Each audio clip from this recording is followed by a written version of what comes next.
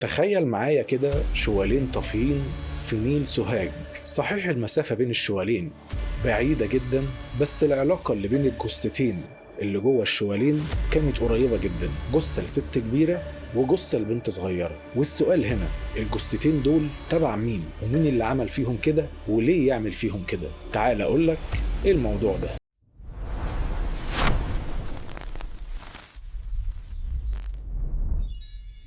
واحدة من أخطر ملفات الطب الشرعي والمعمل الجنائي، واللي بيخلي القصة دي مرعبة إن الظروف اللي حصلت فيها القصة دي ممكن تلاقيها في بيوت كتير حوالينا. وقبل ما نبدأ ما تنساش تدخل تتفرج على فيديو دار الأيتام اللي حصل في اسكندرية. لينك الفيديو هتلاقيه تحت في الديسكريبشن.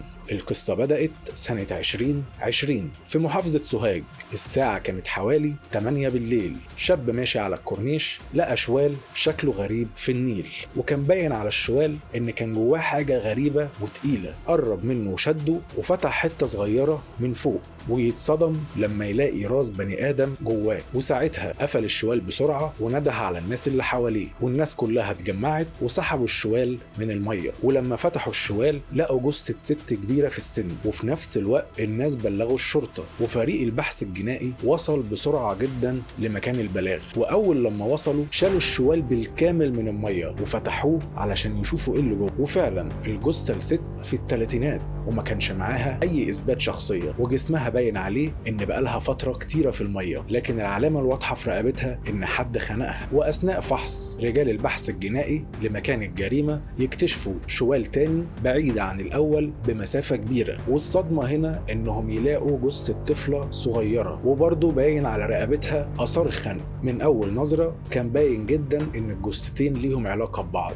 الاتنين مخنوقين، الاتنين في نفس نوع الشوال، الاتنين بدون إثبات شخصية، وكمان تأثير المية عليهم نفس الدرجة. يعني بمعنى أصح اتقتلوا في نفس الفترة. اتنقلت الجثتين للطب الشرعي، وبعد التشريح التقرير أثبت إن الجثتين لأم وبنتها، والدي إن إيه طلع متطابق، وسبب الوفاة طبعا هو الخنق. التقرير كمان وضح إن الأم اتقتلت قبل بنتها بشوية، والأهم في الموضوع إنها تعرضت لعلاقة جنسية كاملة قبل وفاتها بدقايق. وكمان أكد إن الوفاة ما كانتش في النيل، هم اتقتلوا في مكان تاني واترموا بعد كده في النيل. والتقرير هنا أثبت لنا نقطتين مهمين جدا، إن الجثتين لأم وبنتها، وإن الأم اتعرضت لعلاقة جنسية كاملة قبل قتلها. وتقرير الطب الشرعي قال إن الأم عندها 30 سنة تقريبا، وإن البنت في سن من 8 سنين ل 10 سنين. وهنا رجال الأمن بدأوا يدوروا في بلاغات التغيب، وفعلا لقوا بلاغ عن اختفاء ست اسمها أسماء عندها 30 سنة ومعاها بنتها 10 سنين من قرية في سوهاج. والبلاغ كان متقدم من أهل جوزها، والتحريات أثبتت إن جوزها متوفي من 5 سنين. وأهل جوزها قالوا إن علاقتهم ببعض اتقطعت من ساعة وفاة جوزها، بس كانوا بيطمنوا على البنت كل فترة. ولما البنت اختفت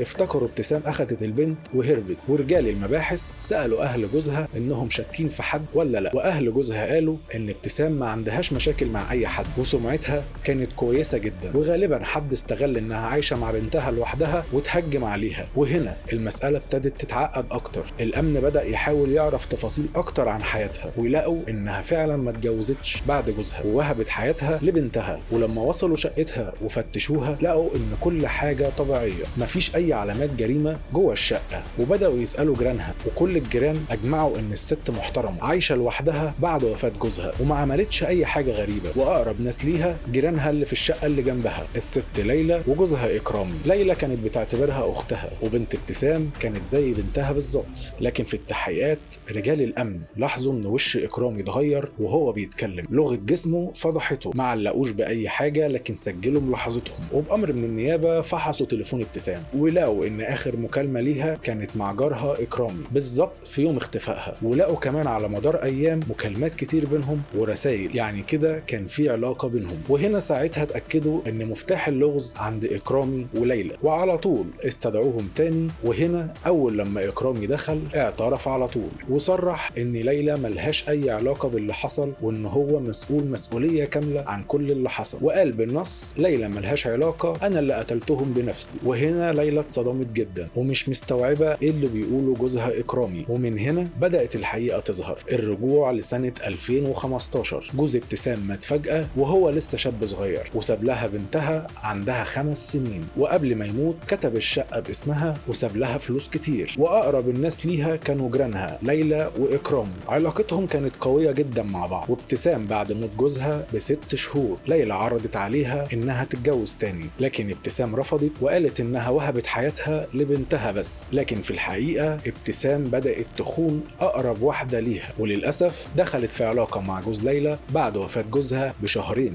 والعلاقة دي استمرت 4 سنين كاملة، وكانوا بيتقابلوا في بيت ابتسام أو بيت إكرام. لكن مع الوقت بنت ابتسام الصغيرة ابتدت تلاحظ حاجات غريبة، وليلى كمان شكت وواجهت جوزها لكنه أنكر. وبعد كده قال لابتسام: العلاقة دي لازم تنتهي لأن مراتي شكت. لكن ابتسام رفضت وقالت له: أنا ضيعت 4 سنين من عمري معاك ومش هبعد عنك، ولو بعدت انت انا هفضحك. وهنا إكرامي حس ان مفيش مفر فقرر يقتلها. اختار يوم مراته مش موجودة فيه في البيت، وكلم ابتسام انها تجيله علشان هو محتاجها. وفعلا راحت هي وبنتها ودخلت أوضة النوم معاه، وسابت بنتها بتلعب بره. وبعد ما إكرامي خلص معاها خنقها لحد ما ماتت، وبعدها خرج لبنتها وخنقها هي كمان. وكان محضر شوالين من قبلها وحط الأم والبنت جواهم، وبالليل نزل رماهم في النيل ورجع لبيته كأن مفيش حاجة حصلت. وليلى سمعت اعترافاته وللأسف ما كانتش مصدقة، ولا صاحبتها اللي خانتها ولا جوزها اللي غدر بيها. وبعد التحقيقات